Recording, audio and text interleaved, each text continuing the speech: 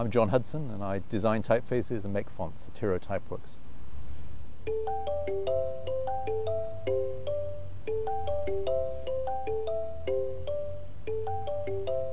Sometimes you have an idea for a typeface, and the idea will sort of often present itself in the shape of particular letters. You know, you think of particular letters in your mind and you think, oh, you can make a really interesting typeface out of that. And you sit down and start trying to draw it, and you realize that it actually only works for those letters.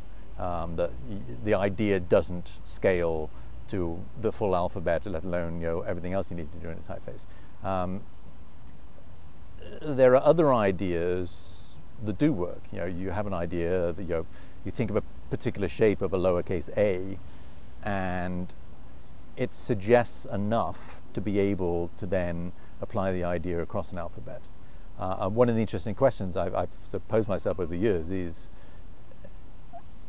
how much DNA does a particular subset of characters carry, and what's the kind of minimum amount of letters you can create to suggest enough that would make the rest of the typeface not necessarily inevitable, but logical.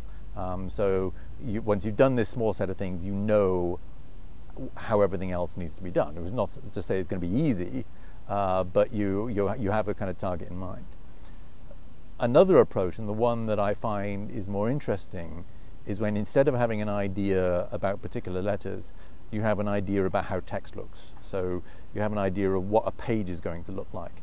And that is really in terms of a kind of a particular color or a particular dynamic on the page.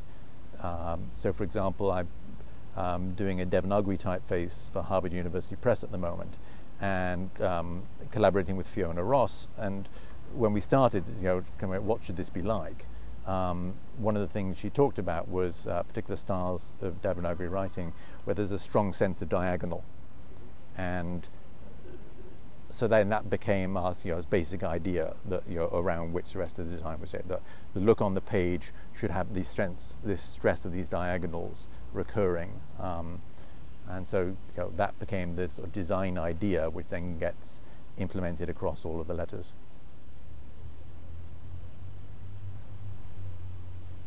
I think what excites me about type now is actually what excited me right at the beginning about type, which is that it's something that in some ways is very much of now.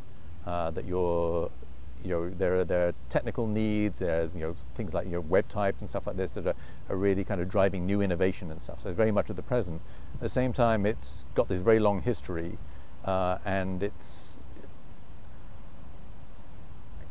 I think living in the past is a silly idea, but living in history is a very good idea. And so to be aware that you're connected to traditions, you're connected to not just the traditions within making type and using type, but of everything that type has served over time. So and certainly in Latin typography, you've got this connection to the humanism of the Renaissance, to the Enlightenment, to all these things that type has been such an important part of throughout history. And so that still excites me very much. And as I deal with type for non-Latin scripts and stuff, I have that same kind of excitement. I'm designing a Sanskrit typeface at the moment. That's this immense philosophical and literary tradition that is sort of there and connected through the work.